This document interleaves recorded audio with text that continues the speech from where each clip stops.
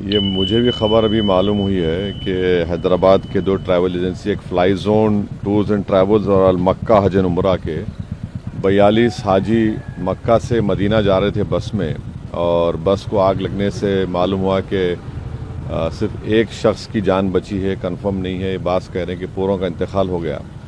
तो मैंने Indian embassy Riyadh में जो डीसीएम है अबू मैथिन जॉर्ज साहब से मेरी बात हुई, और उन्होंने मुझसे कहा कि कौंसल जनरल जिद्दा भी और वो ख़ुद इस पर मालूमात हासिल कर रहे हैं और जो भी ज़रूरी कार्रवाई करना है वो करेंगे। और साथ ही साथ मैंने इन तमाम उम्रा पैसेंजर्स के दोनों ट्रैवल एजेंसी से वीज़ा डिटेल्स लेकर कौंसल जनरल ऑफ इंडिया जिद्दा को और डीसीएम इंडियन एम्बेसी रियाद को और साथ ही साथ फॉरेन सेक्रेटरी को मैंने ईमेल किया है। मेरी भारत सरकार से और ख़ास तौर से एक्सटर्नल अफेयर्स मिनिस्टर से जयशंकर साहब से ये रिक्वेस्ट है कि वो इमीडिएटली इस पर देखें, और अगर जिन लोगों की डेथ हुई है उनके परिवार ये चाह रहा है कि उनकी डेड बॉडीज़ जल्द से जल्द इंडिया को लाई जाए, और अगर कोई उसमें ज़ख्मी है तो उनको अच्छी से अच्छी वहाँ पर उनको इलाज हो सके।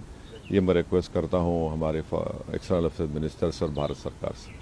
सर, दिल्ली में अभी हाल ही में जो ब्लास्ट हुआ है, मुफ्ती जी कह रही हैं कि भारत बता रहा है कि कश्मीर कितना सेफ है, लेकिन दिल्ली के में जो ब्लास्ट हुआ है, दिल्ली भी अब सेफ नहीं है। जो केंद्र की पॉलिसीज है वो पॉलिसीज ऐसी है कि कश्मीर नहीं, दिल्ली भी अब देखिए, वो मेरा मानना ये है कि जो टेररिस्ट एक्शन दिल्ली में हुआ, अब तो एनआईए ने कहा कि सुसाइड बॉम्बर था, हम उसका कंडेम करते हैं।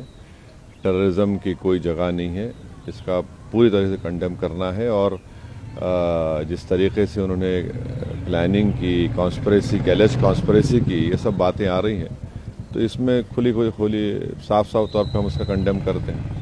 सर, इसी पे कश्मीरी मैन को भी अरेस्ट किया गया है ना, ये के थ्रू, जिसने बॉम्ब को वहाँ प्रोक्योर करवाया था। जो भी है, अब तो इन्वेस्टिगेशन चल रहा है, तो आप और हम कोई कंक्लूजन पर नहीं आ सकते। मगर ये जो इंसिडेंट हुआ दिल्ली में जिसमें 10 लोगों की मौत हुई, फिर अनफॉर्चुनेटली नौगाम में भी वो जो एक्सप्लोजिव रखे थे वहाँ पर भी पुलिस स्टेशन में ब्लास्ट हुआ, उसमें भी लोगों की मौत हुई।